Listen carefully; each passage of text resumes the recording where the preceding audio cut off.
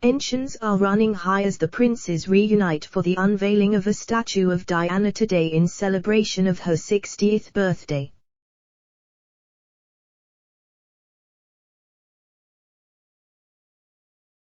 Is this the ideal moment for a reconciliation, or is the damage irrevocable? Asks Harry Mount.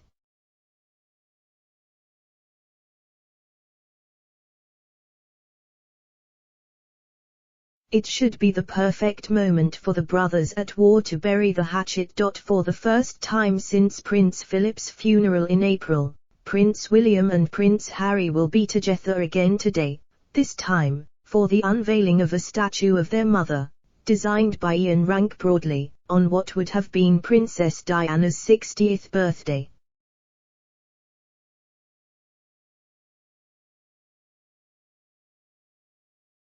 The brothers will also meet, along with close family, at a small reception afterwards.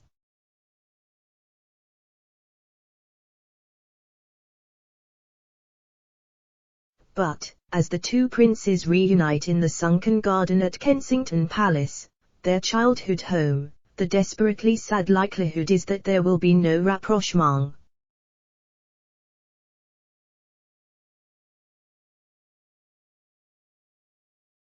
William is apoplectic about Harry, says royal biographer Hugo Vickers. There's unlikely to be a rapprochement if every time William says something to Harry, the details appear in the paper, with the leak orchestrated from the USA.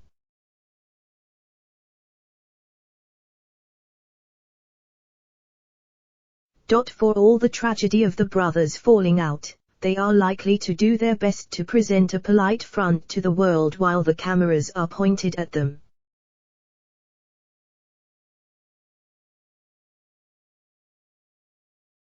Just this week, Harry mentioned William as he made a video address to the winners of the Diana Awards for Young People.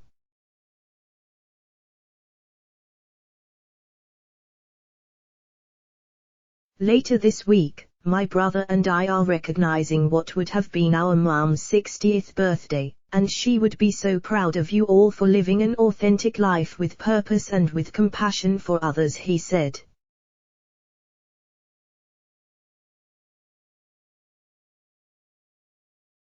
It's been reported too that the brothers have exchanged text messages about England's victory over Germany in the Euros.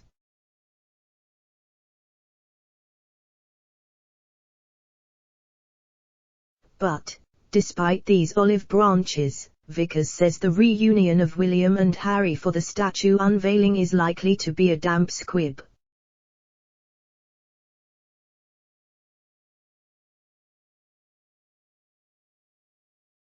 They work well in public, like they did at Prince Philip's funeral, but it won't go deeper than that.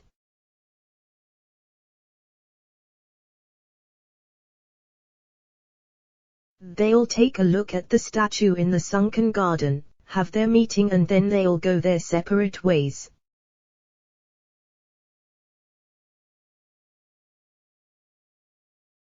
On the last occasion the two princes were filmed together, at Philip's funeral, the Duchess of Cambridge made a noble attempt to build bridges.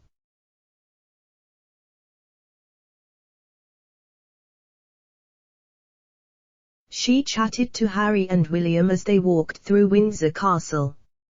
But that seems to have had no long-term, thawing effect on the frozen relations between the brothers, and any further royal intervention since Harry returned to Britain before the unveiling looks unlikely.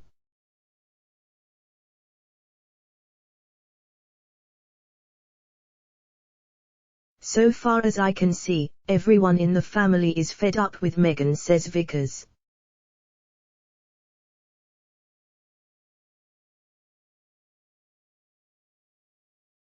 They're worried about Harry, they're worried they've lost him, for the time being at least.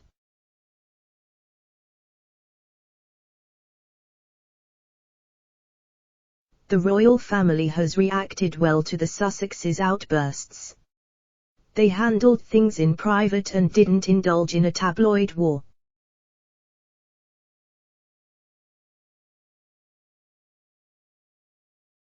I can't help thinking it's going to end badly.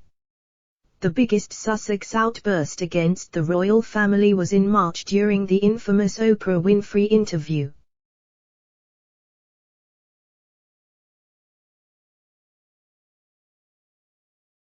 The couple alleged that a member of the royal family had been racist in speculating over the skin color of their baby, Archie.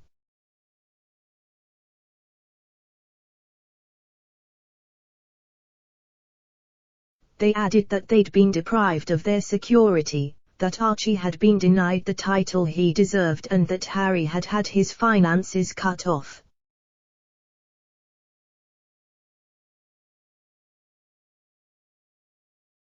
There was some royal pushback on the last two of these allegations. Prince William told the press, "We are very much not a racist family."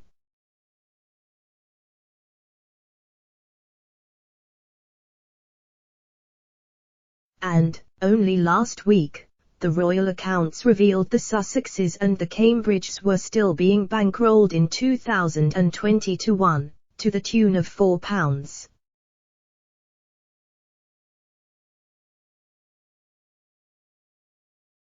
£45 million collectively, by the Prince of Wales. The brothers now live extraordinarily different lives.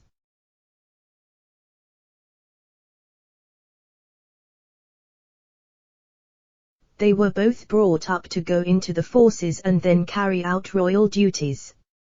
William has done exactly that.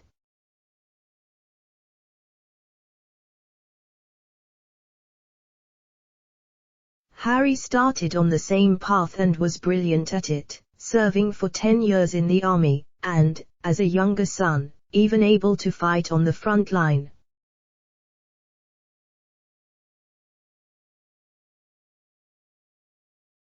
Harry was terrific, too, at royal duties, bringing a dash of military flair, allied to the gift for communicating with people of all backgrounds, inherited from his mother.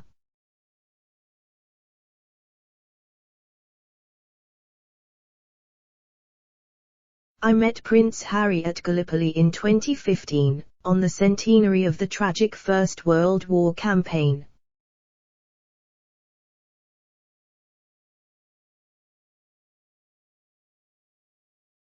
My great-grandfather had been killed at Gallipoli in 1915, and I was one of a group of descendants of combatants who met him in Turkey in the shadow of the battlefield.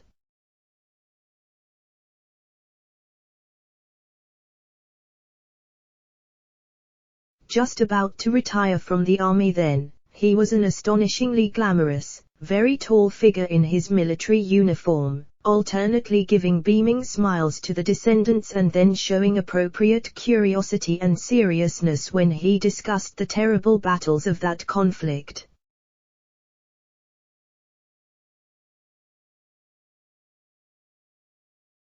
He was a natural soldier and military diplomat.